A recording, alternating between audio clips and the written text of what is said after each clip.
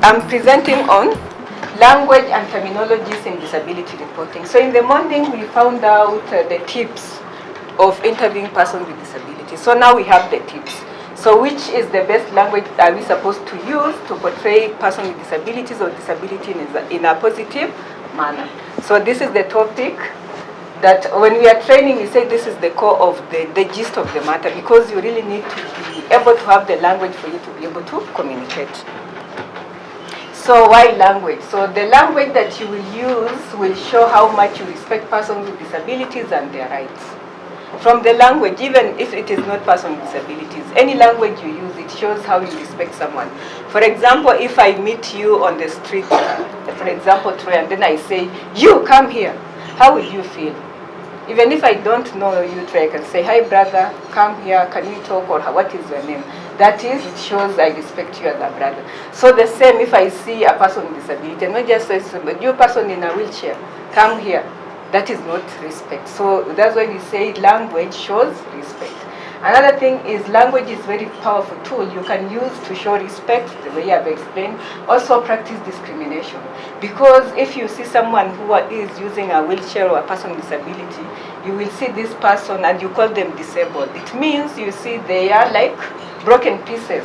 It's not a person who is supposed even to work. So when you discriminate them through the language like the disabled, you think they are less people, you disvalue them, and even at workplace, you will think maybe they need to get the lesser job because they are disabled and they cannot be able to work like a person who doesn't have a disability. So we say language, the way we talk, the way we say, like someone has intellectual disability, but we say a mad person.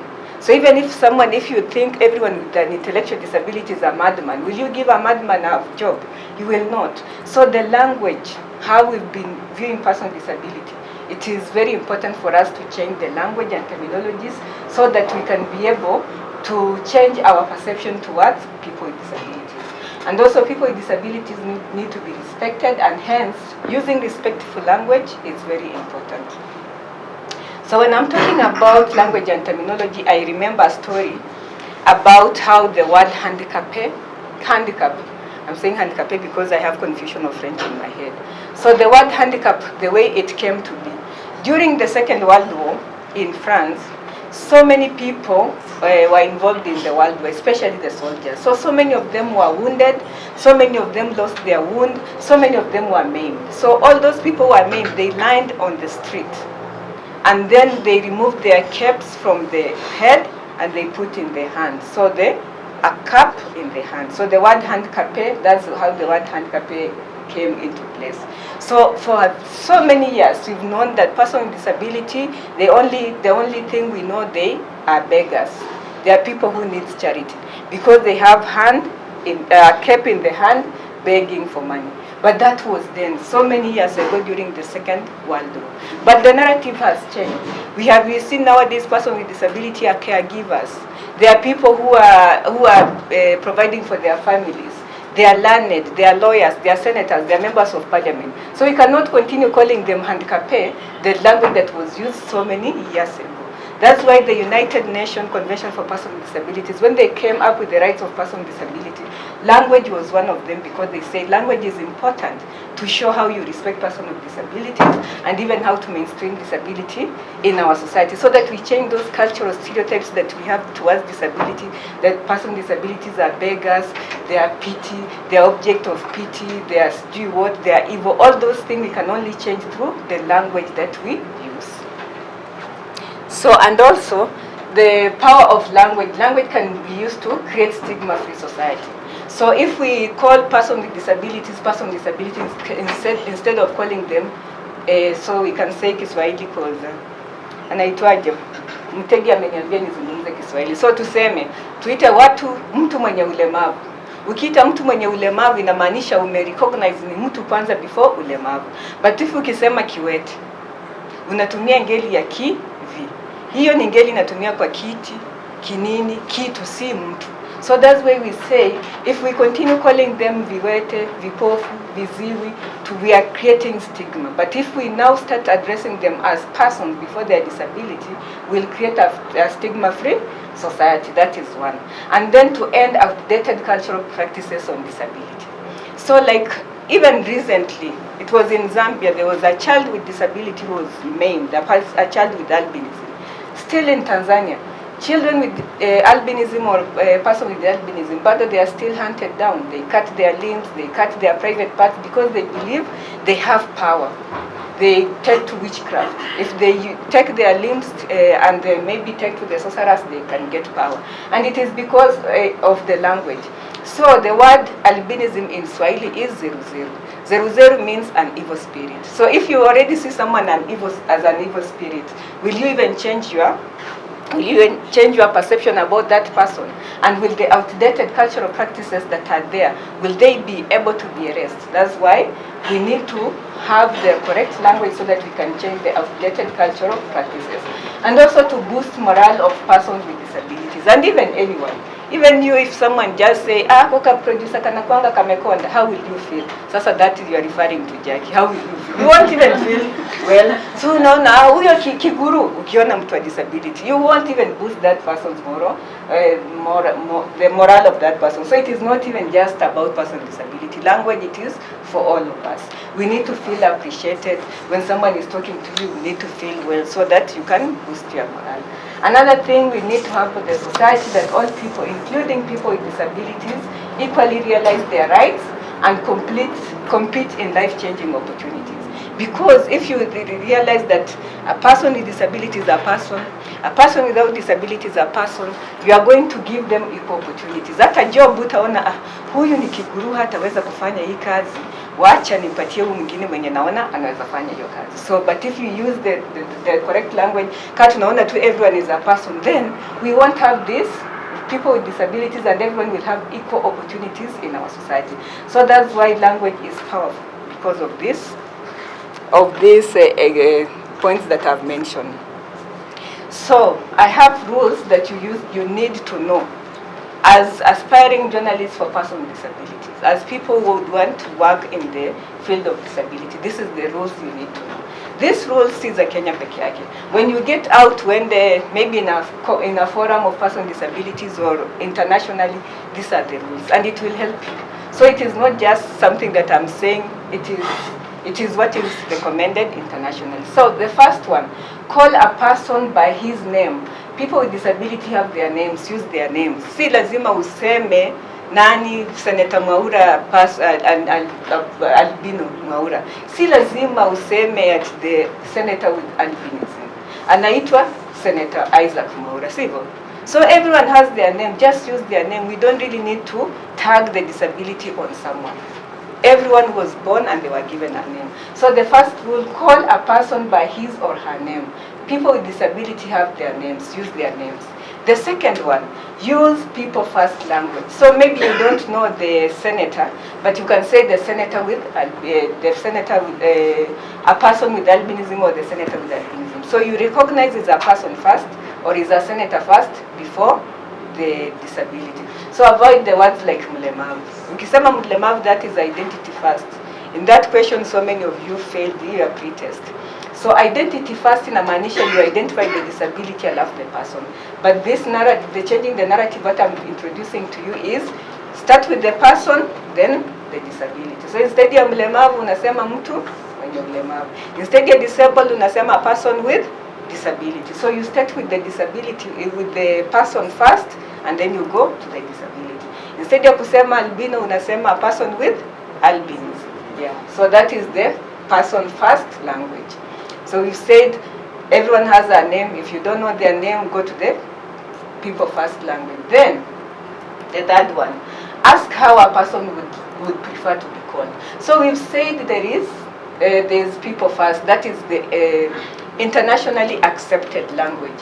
But there are people, hata ukimuita maybe kiwete, maybe hatasikia vibaya. So people differ in terms of their understanding. But maybe hatasikia vibaya, but you need them to make them understand.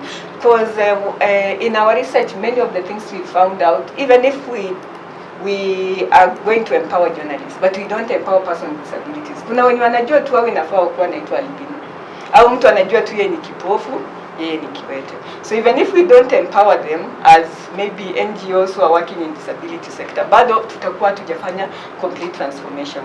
But as we pass information to journalists, we expect them to do the right thing and to see how to call them. In Tanzania, I'm moving to culture and origin. In Tanzania, people who are deaf, they don't mind kuitwa viziwi.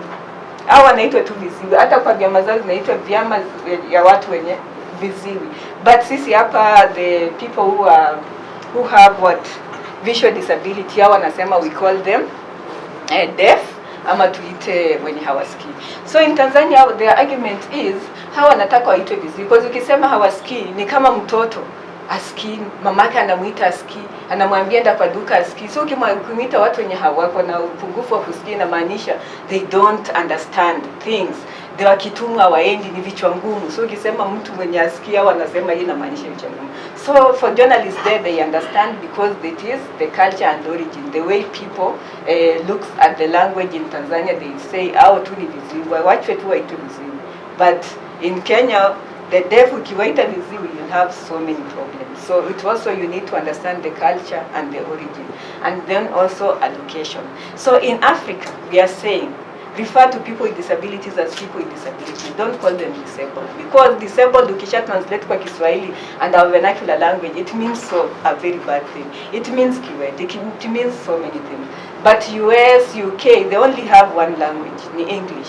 So disabled is just disabled. There's no other two languages they will translate up on your ifanye. So in the US, they just call the disabled or non-disabled, full stop.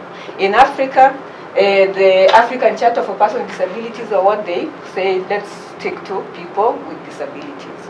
And remember, those who are not there last time, we said people with disabilities are not people living with disabilities. Because people with disabilities, they live with their girlfriends, their wives, their husbands, their friends, their neighbors. They don't live with disabilities. So we just keep it at people with disabilities. And then the last one, address the person with disability, not their companion. That one you've already even said during your interview session. So people with disability can communicate. Even the deaf, they can communicate through the sign language. So they can communicate. So when you're doing interview, look at them, ask them. So it is the work of the interpreter, ndiye afanye interpretation, but it's not the work of you to look at the interpreter to do the interpretation. So those are the rules to address persons with disabilities. Tuko sawa mpaka hapo? Okay. So we move on.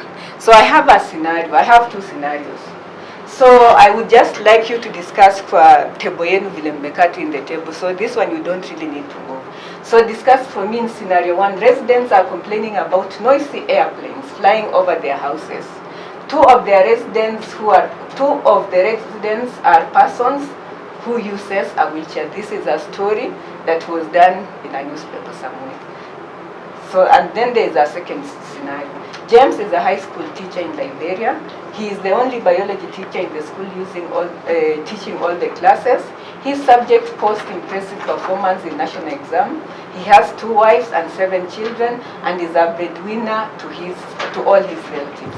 He has a physical disability. So I want you to in these two scenarios, tell me, is it important for us to mention disability in scenario 1, in scenario 2, is it important or is it not important? Just discuss for like 2 minutes and let me know, just in your groups. The scenario 1 and scenario 2, just tell me, is it important in the first scenario, is it important for us to mention disability? In scenario 2, is it important for us to mention?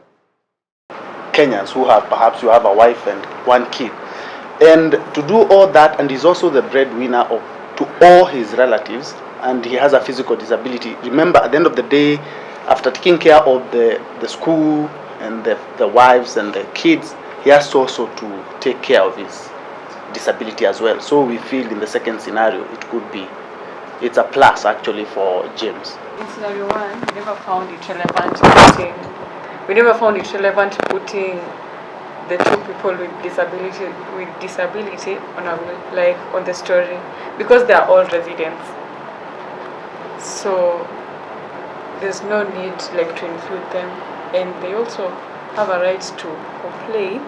Then in scenario 2, apart from James being a person with disability, he also has he has things that he's able to do and come out perfectly. So he found it relevant, him being put there. Thank you. It wasn't relevant at all. And it was discriminatory to like just single out the 2 residents and talk about them. So what about the other residents? How many are they? So we felt that it wasn't necessary, it doesn't add any value. In fact, it's discriminatory. For scenario 2, it's relevant because we felt it's important. It's no mean feat for James to achieve all this. Like what he's doing is a lot. Yeah, so it's important to show that despite his physical disability, he's still doing better. Mpaka tunamsingle out the discrimination the way you've all pointed out. So we need to even when we continue, just the person with disability, hata si wagonjwa wanakuwa tu wagonjwa na COVID wanaenda kwa hospitali kama sisi wengine, but akikaa hapo kwa wheelchair si mgonjwa ati mpaka ati noise ikipita we need to say and 2 people in a wheelchair. It is very discriminatory, it doesn't make sense. For scenario 2, this is a positive portrayal of disability. Even when you are writing your story, you see haijanza na person with disability. Tumesema James because akona jina. We've seen James is a provider.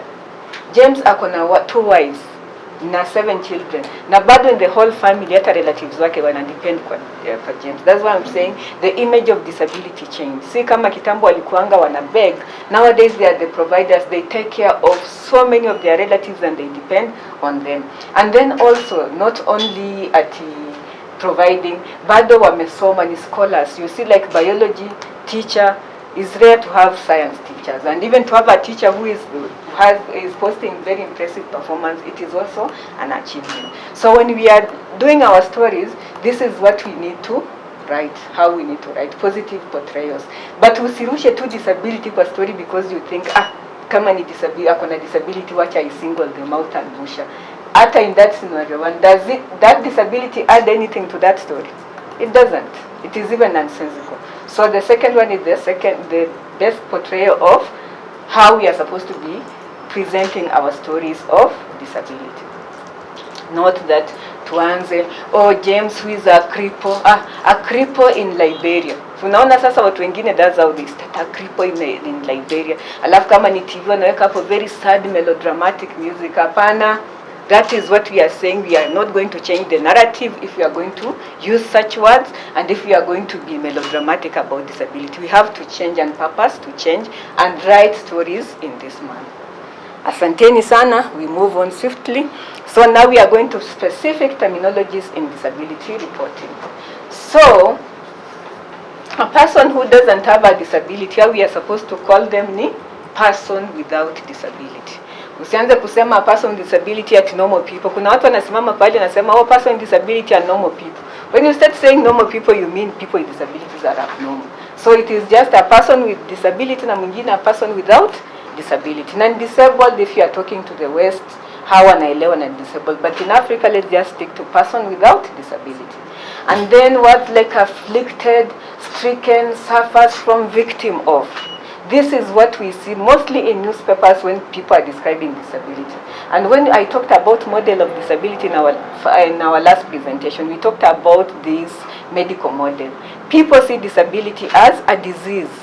So they see, even if you just have a disability, you have a disease, we will see no more. That's why they use things like suffers from. They think you are suffering. Victim of. Afflicted, stricken. So don't use such words. So just simply state the facts about the nature of disability. If he is a person with muscular dystrophy, unasema tu hivyo. If he is a person with albinism, hivyo. Start with a person, then disability. But stop being dramatic with afflicted, stricken, suffers.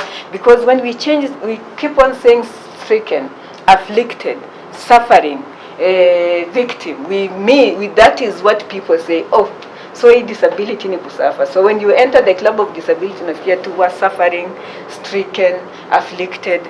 We don't change the narrative when we use those words as journalists. As much as unataka could get attention of the viewers so that you get readership, but if you really about human rights of person with disabilities, using such languages, you will not change the narrative. And then we have albinism. We say people first language. So with people first language, we will refer them to person with albinism. And then we have autistic. Autistic. Most stories wanasema to this is an autistic person. No, it's a person with autism. So let us not say an autistic person. And then we have blind, partially sighted, visually impaired.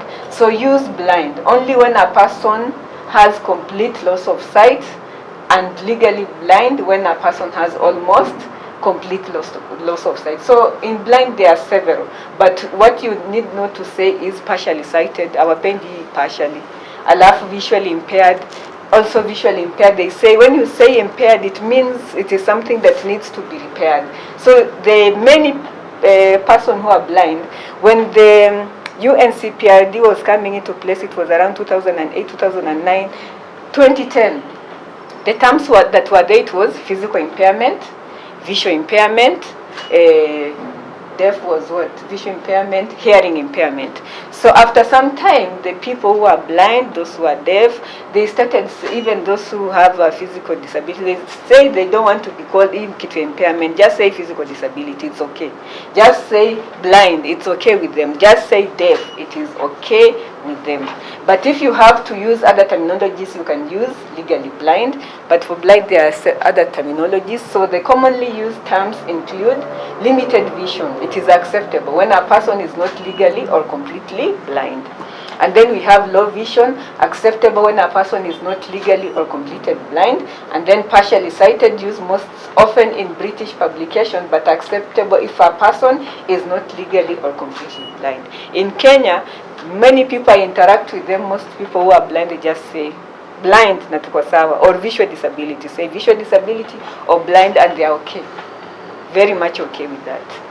So usione uongeza hapo impairment. So hiyo kuongeza impairment they refuse. Wasema impairment is, you think that after some time you are going to repair their broken eyes or their ears.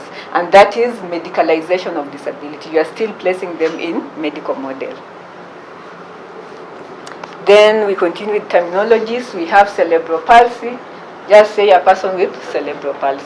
Remember, always a person first, then the disability. And then we have crazy, loony, mad, atuni psycho, nuts, deranged. This one, don't ever try calling person with mental disability these words, crazy. Because when we say someone is a psycho or crazy or deranged, we are just being disrespectful.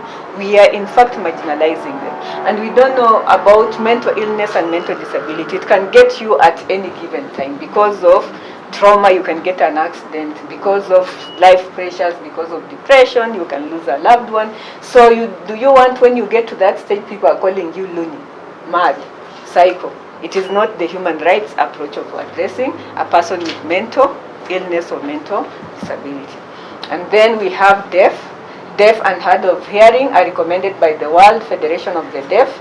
So many people in the deaf community prefer the use of lowercase d to refer to the ideological status and the use of the capital D when referring to the culture and the community of the deaf people. So for the deaf, they say, msiwaite viziwi, especially in Kenya, because I know I work with them, I interact with them.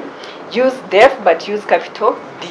Usiandike deaf na small, because it is a person, so ukiandika small, hata wewe jina yako andiki na small letter. So you write with a capital D, referring to the people who have visual hearing disability or deaf. So hearing disability is okay, and also the word deaf is okay.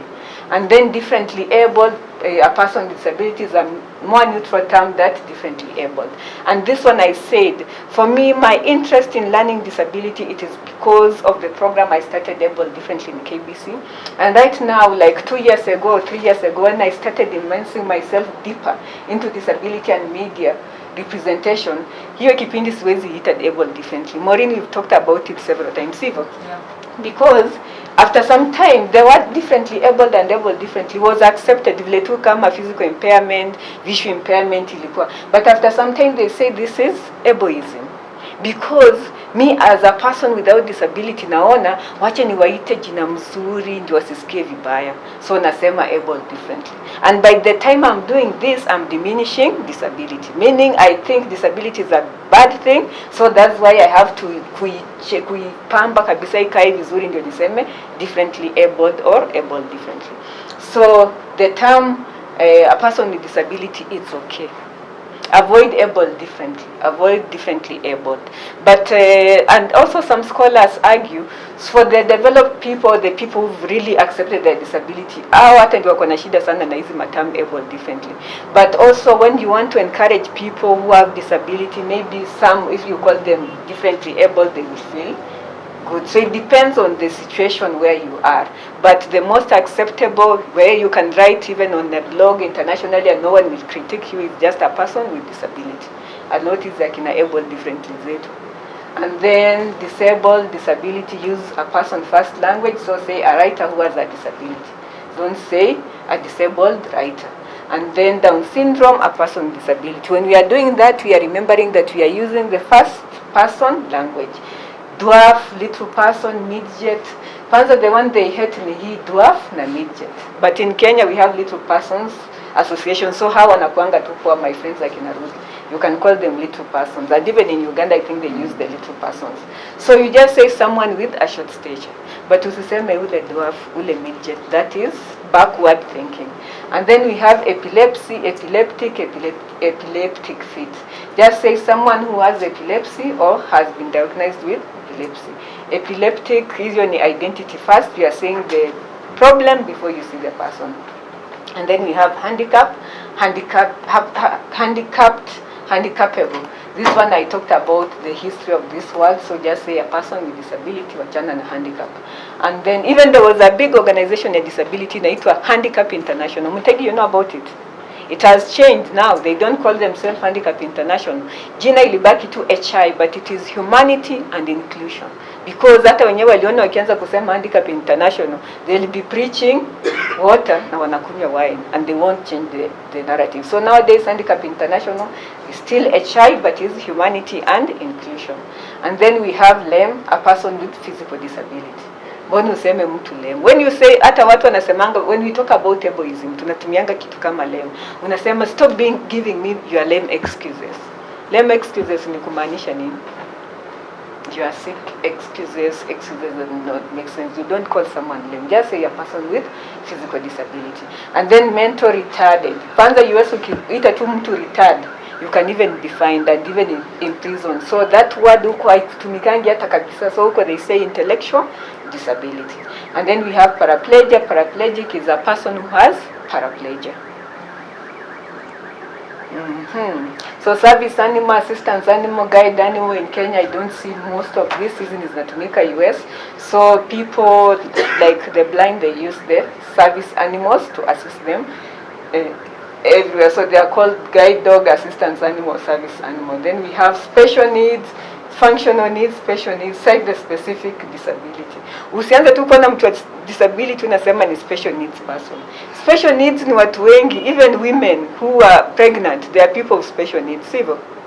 It is not only tukiona mtu wa disability unaona huyu mtu na special needs. Special needs is a category of so many people. Even when we are saying a minister of special programs, it doesn't mean that a minister ni wa disability peke yake. Anakata for all the community that needs special needs, even the elderly. Sini wako kwa special needs. So utamuita mtu mzee utaanza kumuita special needs. Hapana, you just cite the specific disability or the specific needs. And then stuttering, stammering, a person who stutters. And then some suffers from victim afflicted, state the disability. Don't use this word because this is medicalization of disability. There's also people wanasemanga ako wheelchair bound, confined in a wheelchair. Say a person who uses a wheelchair. Those people, they don't sleep in their wheelchair, so they are not confined in the wheelchair. Those people, some of them even drive. Wanatoka kwa wheelchair na ingia kwa gari yake ana drive. So utasemaje wheelchair bound? Meaning you are just seeing a wheelchair, you are not seeing a person. And even they go to the dinner table, na wengine wanasongesha wheelchair kando wanakaa vizuri. So huwezi sema a person who is wheelchair bound or confined. You just say a person who uses wheelchair.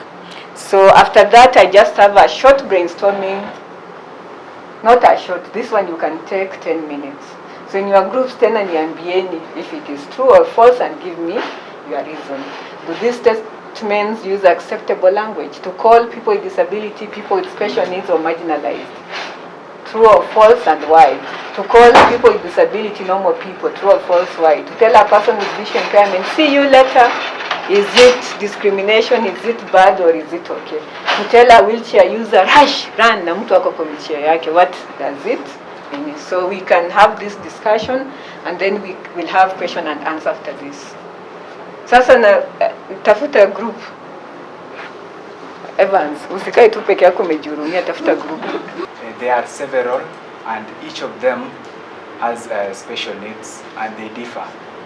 For example, someone like a person who is unable to walk has specific special needs that he or she needs maybe to arrive at certain locations.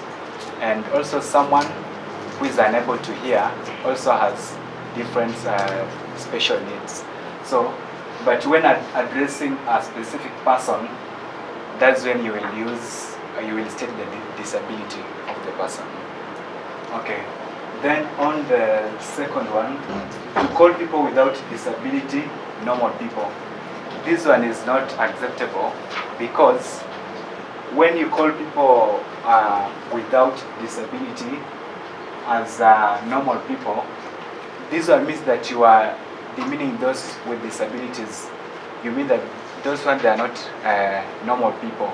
That you apply abnormalcy on those people who are living or who are disabled.